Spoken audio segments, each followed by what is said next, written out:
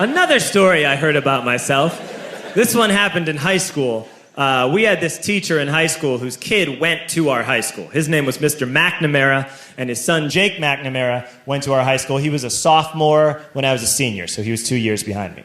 And Mr. McNamara was an asshole. And one weekend, he and his wife decided to leave town, which you should never do if you're an asshole. And Jake McNamara decided to throw a party at the teacher's house. Hooray! And everyone around town heard about it, and we all got up individually and thought, okay, let's go over there and destroy the place. I walked into this party, everyone I had ever met was there, and everyone was drinking like it was the end of the world. People were drinking like it was the Civil War and a doctor was coming to saw our legs off. It was totally unsupervised. We were like dogs without horses. We were running wild. I walked down to the basement. They had a pool table in the basement. One dude took a running start and threw his body onto the pool table and broke it in half. Another kid found out which room was Mr. McNamara's and went upstairs and took a shit on his computer.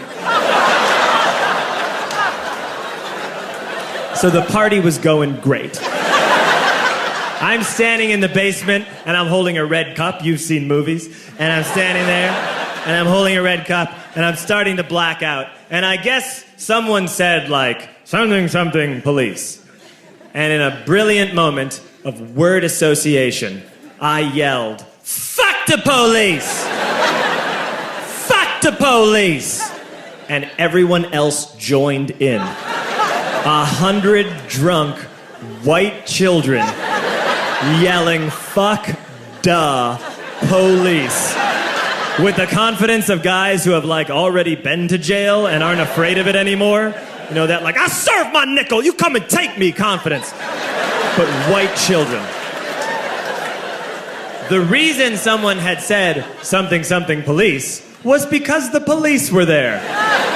So a Chicago police officer walked down the stairs and got to the bottom in the basement and looked out over a sea of drunk toddlers yelling, fuck the police, in his face. And he was almost impressed. He was like, wow. And then he leaned into his walkie-talkie and went, get the paddy wagon. And my friend John, who is now a father, this man now has a baby, he grabbed a 40, smashed it on the ground, and yelled, scatter! And everyone ran into different directions. We all ran in different directions. It was like that scene in Ratatouille when the humans come in the kitchen and all the rats go in different ways. We all ran in different directions. I ran into the laundry room, and I jumped up on the washing machine, and I crawled out through a window into the backyard, and now I'm running through the backyard, and there was this big chain link fence, and I thought, I've never climbed a fence that high before. And then I woke up at home.